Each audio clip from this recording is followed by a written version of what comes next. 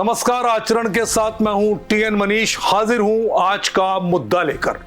भारतेंदु हरिश्चंद्र ने कहा था, निज भाषा उन्नति अहे सब उन्नति को मूल, और बिन निज भाषा ज्ञान के मिटे ना हिय को शूल। इन दिनों देश में भाषा को लेकर राजनीतिक घमासान मच गया है, जो भाषा की उन्नति में बाधक बन रहा है। और राष्ट्रीय शिक्षा नीति के त्रिभाषा फार्मूले के बाद से लगातार तमिलनाडु व केंद्र सरकार के बीच तकरार की तलवारें भी खींच रहा है, जिससे पूरा फार्मूला ही विवादास्पद नजर आ रहा है। तो आइए शुरू करते हैं विवाद से पर्दा उठाता ये वीडियो और आपको इस गंभीर मामले को विस्तार से समझाने की कोशिश करते हैं। दरअसल तमिलनाडु और केंद्र सरकार के बीच राष्ट्रीय शिक्षा नीति यानी नेशनल एजुकेशन पॉलिसी के तहत त्रिभाषा नीति को लेकर विवाद गहराता जा रहा है। केंद्र ने इसे समग्र शिक्षा निधि अनुदान से जोड़ दिया है। केंद्रीय शिक्षा मंत्री ने कहा कि जब तक तमिलनाडु त्रिभाषा नीति को स्वीकार नहीं करेगा, तब तक उसे समग्र शिक्षा योजना के तहत मिलने वाली 2150 करोड़ की भारी राशि नहीं दी जाएगी। इस पर तमिलनाडु के मुख्यमंत्री एम.के. स्टालिन ने प्रधानमंत्री नरेंद्र मोदी को पत्र लिखकर राज्य के शिक्षा बजट को रोकने का आरोप केंद्र पर लगाया है। इतना ही नहीं, उन्होंने केंद्र के इस कदम को राज्य के अधिकारों में अनावश्यक हस्तक्षेप करार दिया है। यह तो रही सियासत की बात, लेकिन सबसे पहले यह समझें कि आखिर त्रिभाषा नीति है क्या।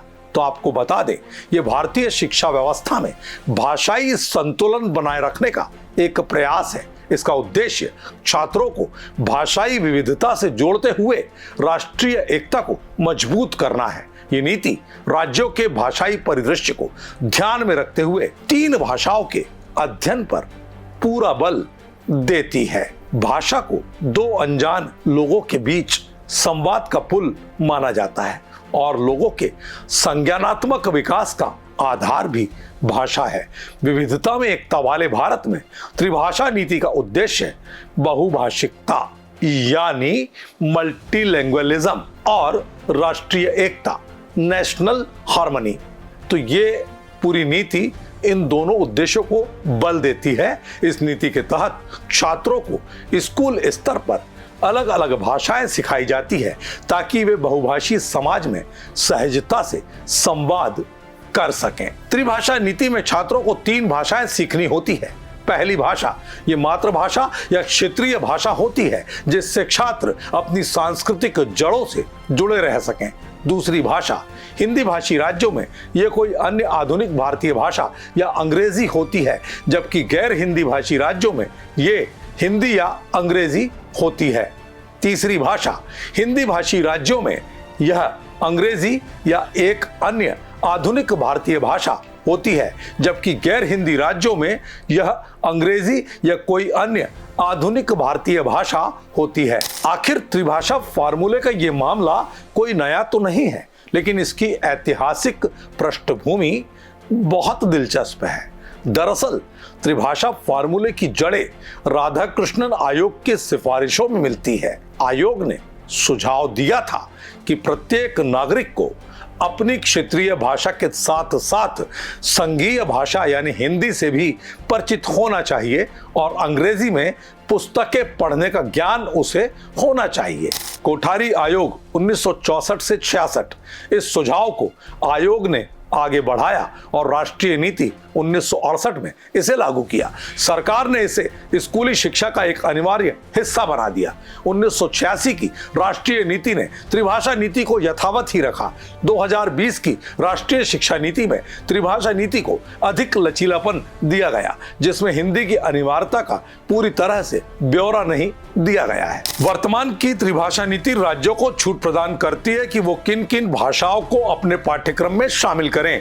अनिवार्यता यह है कि इनमें से कम 2 भाषाएं भारतीय मूल की होनी चाहिए। इनमें संस्कृत को 3 भाषाओं में से एक के रूप में विकल्प के तौर पर चुने जाने की अनुमति भी राज्यों को दी गई है। बुनियादी प्राथमिक शिक्षा में मातृभाषा, घरेलू भाषा और अंग्रेजी भाषा को प्रमुखता दी गई है। पहले की नीतियों में माध्यमिक स्तर पर भाषाओं के अध्ययन की बात कही गई थी, जबकि नई शिक्षा नीति 2020 में बचपन से ही भाषा शिक्षा पर जोर दिया गया है।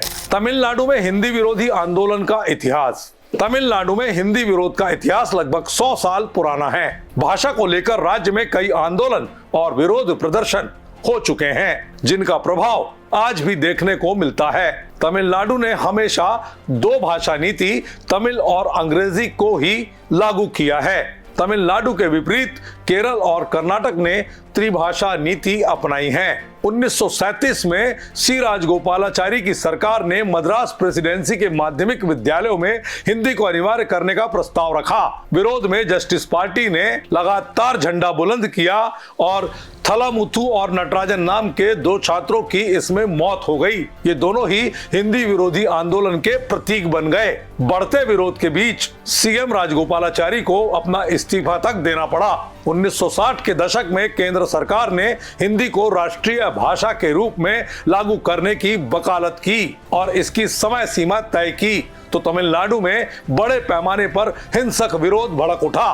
पुलिस दमन व आत्मदाह की घटनाओं में 70 से अधिक लोगों की जानें चली गई। नतीजतन 1968 से तमिलनाडु ने दो भाषा नीति तमिल और अंग्रेजी लागू की। हिंदी को स्कूली शिक्षा में शामिल करने से साफ इनकार कर दिया। तमिलनाडु में विरोध के बीच अब त्रिभाषा नीति के समर्थन और विरोध के तर्क को भी जरा समझिए। समर्थन में तर्क। त्रिभाषा नीति को देश की भाषाई विविधता के बीच एकता का साधन माना गया। एक संपर्क भाषा के रूप में हिंदी को सीखने से राज्यों के लोगों के बीच संवाद सरल होगा। इस नीति में क्षेत्रीय भाषाओं को बढ़ावा देने का दावा है, क्योंकि छात्रों को अपनी मातृभाषा के साथ साथ अन्य भारतीय भाषाएं सीखने का अवसर मिलता है। स्थानीय भाषाओं की समृद्धि और संरक्षण को भी इससे बल मिलता है। मातृभाषा में शिक्षा प्राप्त करने से छात्रों को सीखने की क्षमता में वृद्धि होती है। स्थानीय भाषा में शिक्षण से बच्चों के सीखने के परिणाम अधिक प्रभावी आते हैं। समाज के वंचित वर्गों को भी समान अवसर मिलते हैं। संविधान के अनुसार शिक्षा समवर्ती सूची यानी कॉन्करेंट लिस्ट में आती है, लिहाजा केंद्र सरकार को शिक्षा संबंधी नीतियां बनाने का अधिकार मिला हुआ है। ये नीति संवैधानिक रूप से वैध है। शिक्षा को बेहतर बनाने की दिशा में इसे एक ठोस प्रयास माना गया। विरोध में तर्क। दक्षिण भारतीय राज्य तमिलनाडु के साथ पुडुचेरी और त्रिपुरा में त्रिभाषा नीति का विरोध इन राज्यों का मानना है कि यह हिंदी को जबरन लागू करने का प्रयास है, जबकि हिंदी भाषी राज्यों में किसी दक्षिण भारतीय भाषा को पढ़ाने की अनिवार्यता नहीं है। हकीकत में हिंदी के अलावा अन्य भारतीय भाषाओं को महत्व नहीं दिया जाता है। बहुत से स्कूलों में दक्षिण भारतीय पूर्वोत्तर भारतीय भाषाओं के शिक्षकों की कमी के बीच हिंदी का वर्चस्व बना हुआ है। हिंदी को एक अतिरिक्त भाषा के रूप में सीखने का दबाव गैर हिंदी भाषी छात्रों के लिए शिक्षा की जटिलता को बढ़ाता है। उनके समय और संसाधन में विभाजन के चलते वे अन्य विषयों पर ध्यान नहीं दे पाते।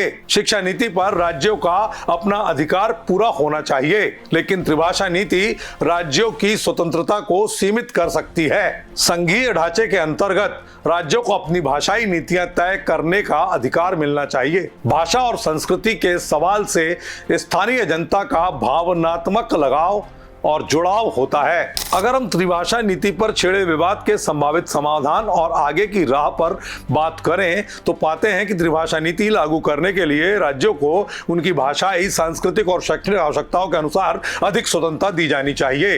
राज्यों को यह निर्णय लेने का अधिकार मिलना चाहिए कि वे किन भाषाओं को अपनी शिक्षा प्रणाली में शामिल करना चाहते हैं।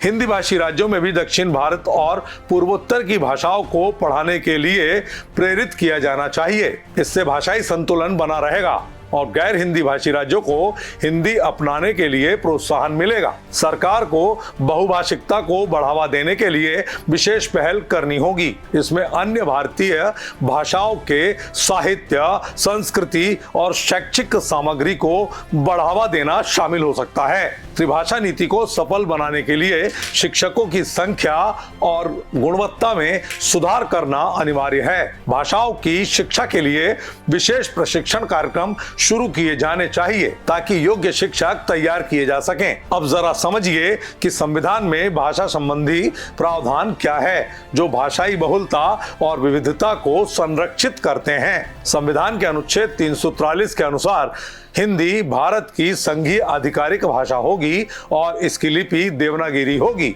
2011 की जनगणना के अनुसार अभी देश में लगभग 53 करोड़ लोग हिंदी बोलते हैं। दुनिया के 70 करोड़ लोग हिंदी बोलते हैं। ये दुनिया में सर्वाधिक बोली जाने वाली तीसरी भाषा के रूप में स्थापित है। तमिलनाडु की स्टालिन सरकार को तय करना होगा कि वो भाषाई अलगाव पैदा करके राजनीति की रोटी सेके या देश के तमाम हिंदी भाषी राज्यों में रचे बसे तमिल भाषियों के लिए विरोध की भाषाई आधार पर जहर भरती तस्वीर पैदा करें। शायद सनातन के धुरविरोधी एमके स्टालिन को तमिल भाषा के 3000 साल के गौरवशाली इतिहास की भी अब परवाह नहीं नजर आती। आज के मुद्दे में इतना ही। नमस्कार।